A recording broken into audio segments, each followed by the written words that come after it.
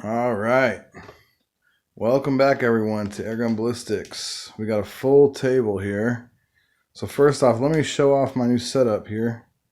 I had just that desk originally, and now I have area to make ammo, fix my guns, do customizations for people and myself, and film a little bit better. I got my tools down there. So yeah, nice little workstation. I'm pretty happy with it. I got a nice view out this door window here. And yeah, I'm tinkering away.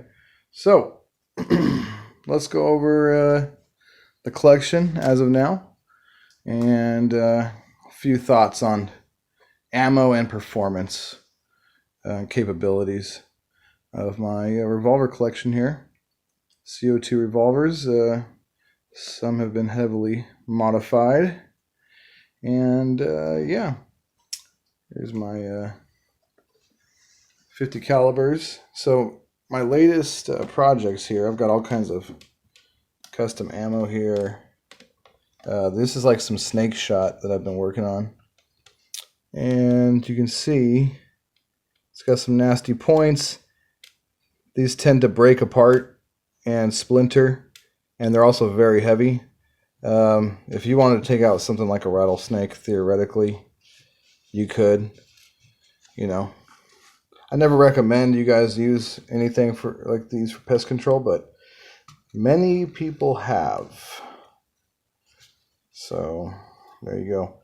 This one's got a little red accent. I was just kind of playing around with it. So I shaved down the valve block. I opened up the restrictor plate here, bore out the clips, and it's shooting very nice.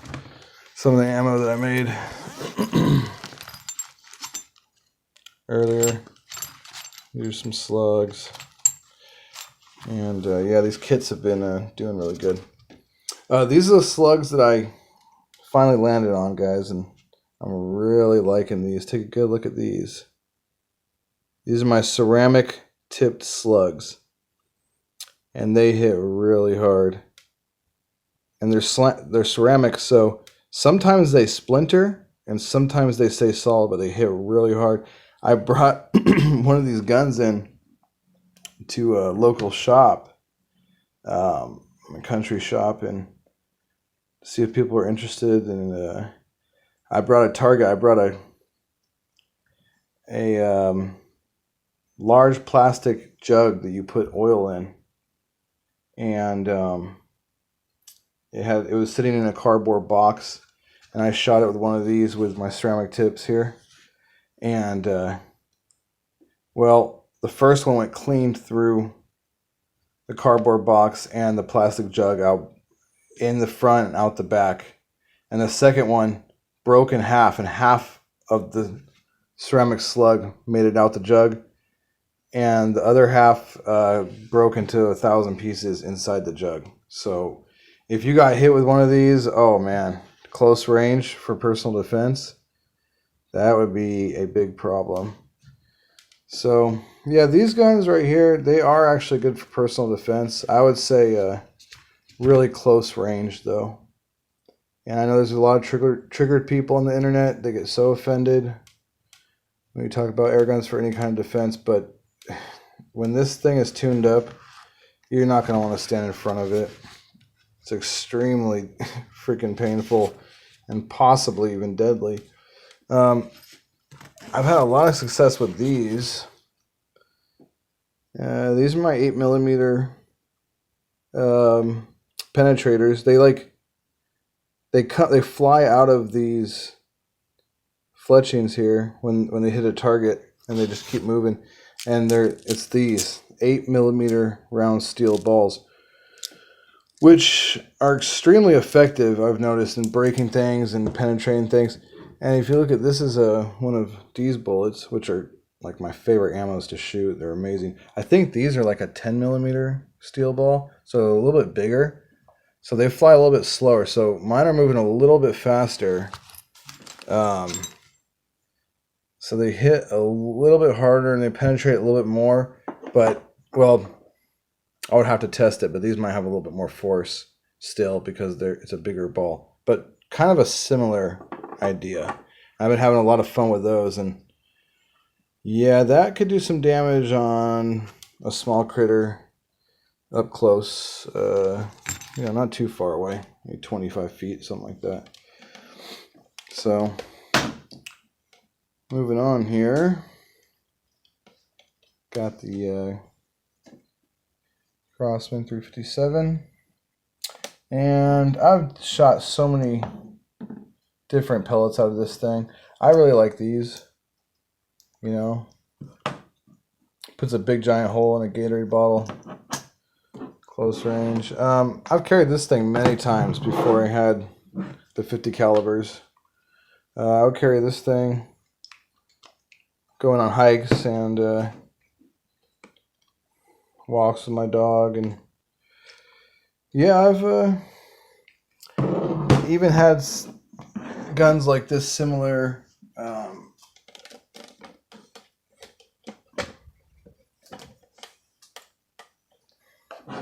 I've even had guns similar to this carried ever since I was in high school, and I wanted to protect myself from animals like stray dogs or who knows what. So this one, I saw a guy on YouTube many years ago talking about using this with these gold flights and how it's an effective tool for self-defense. I wouldn't recommend it, and guys, I know everybody's going to get so offended if I did. I mean, you could use it though. I mean, it would be better than nothing. I could tell you that. But if you compare something like this to the 50 caliber, there's no comparison. The 50 caliber is going to hit way, way harder, especially when it's fully modified as it is. But these are cheap and they're readily available, and they're definitely better than nothing. And close range, I've had a lot of people tell me they've killed large rats up close. 20 feet, something like that. I would recommend like 15, 20 feet. Close range with something like this. Now this gun, everybody knows this one real well. It's very attractive, right? 1875. I gotta polish it up a little bit. It's a little dusty, but you can hear it. It chimes.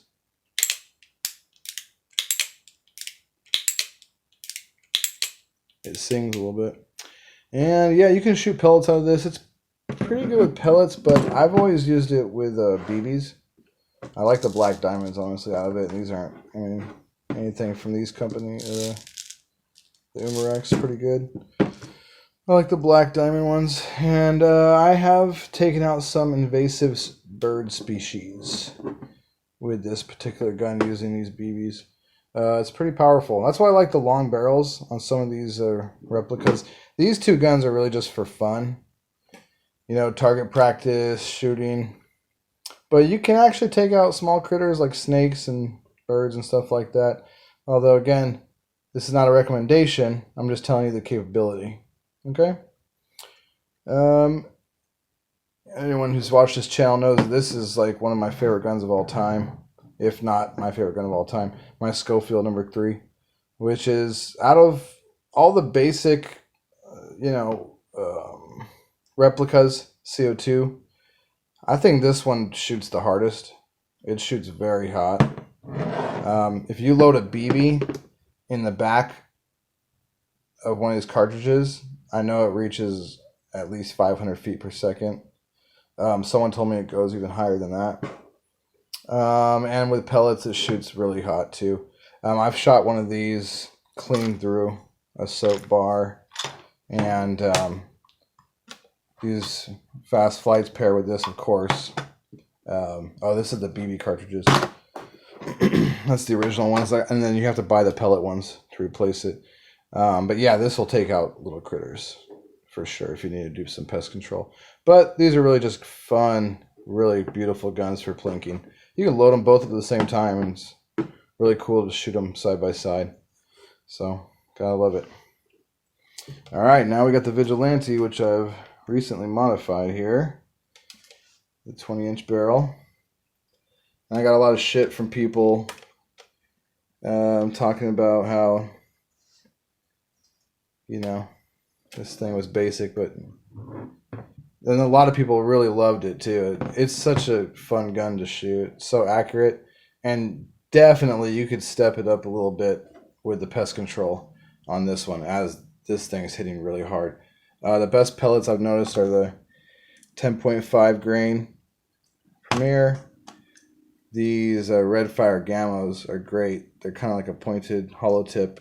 They hit really hard, super fast out of this gun and accurately. And then, you know, out of all these CO2 guns, these hollow point Premiers always perform extremely well. And yeah,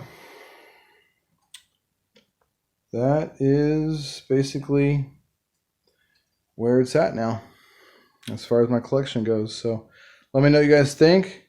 Thanks for watching another episode of Airgun Ballistics. Please like and comment. At least hit the like button, guys. This is time I take to make these videos, and I hope you like them. And I got a lot of ballistics tests ahead. I'm just extremely busy. You know, I work several incomes to support myself here in California, which has become unreasonably expensive to live in. And I'm just here trying to live and take care of my dog and maybe sell some air guns if I get lucky. So, all right, take care, guys. Bye.